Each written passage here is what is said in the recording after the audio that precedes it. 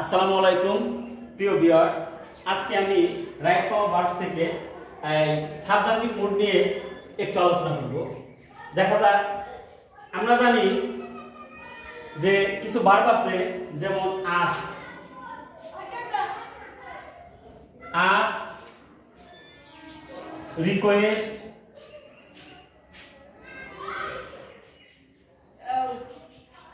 Request, advice, command,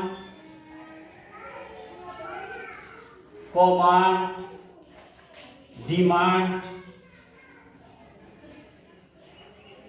require,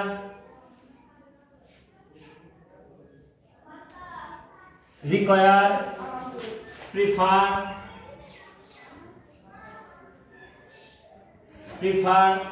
insist, persist,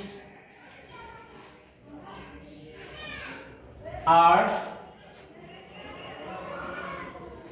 suggest,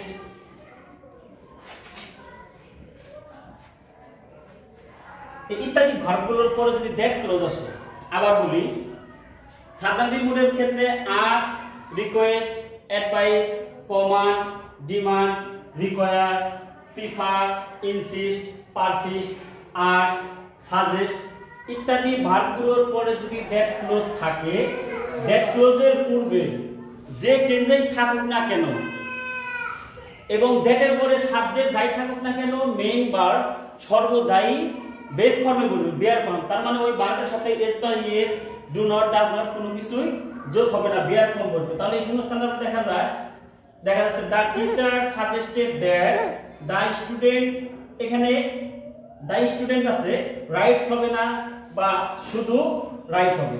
এই শূন্যস্থানে বসবে রাইট, শুধু বিয়ার ফর্ম। এখানে এস বাই এস বা টেন্স অনুসারে ভার্বের রূপের কোনো পরিবর্তন হবে না। আবার আরেকটা কথা হচ্ছে, এই ভার্বগুলোর পরে যদি দ্যাট ক্লজ থাকে, এরপরে সাবজেক্টের পরে যদি নেগেটিভ ফর্ম আসে, নেগেটিভ ফর্ম আসলে তাহলে কখনোই do not, does not, am not, is not বসবে না, শুধুই নট বসবে। তাহলে এই শূন্যস্থানে দেখা যাচ্ছে দা বয় আস্কড দ্যাট হি, এখানে ডু নট না হয়ে শুধু নট বসবে, he not go to school, সেই স্কুলে যাবে না, এ একটা মর্জি করলো, he not go to school. তো ভিউয়ার্স, যদি ক্লাসটি ভালো লেগে থাকে সবাই লাইক, কমেন্ট, শেয়ার দিয়ে সাথে থাকবেন। ধন্যবাদ সবাইকে।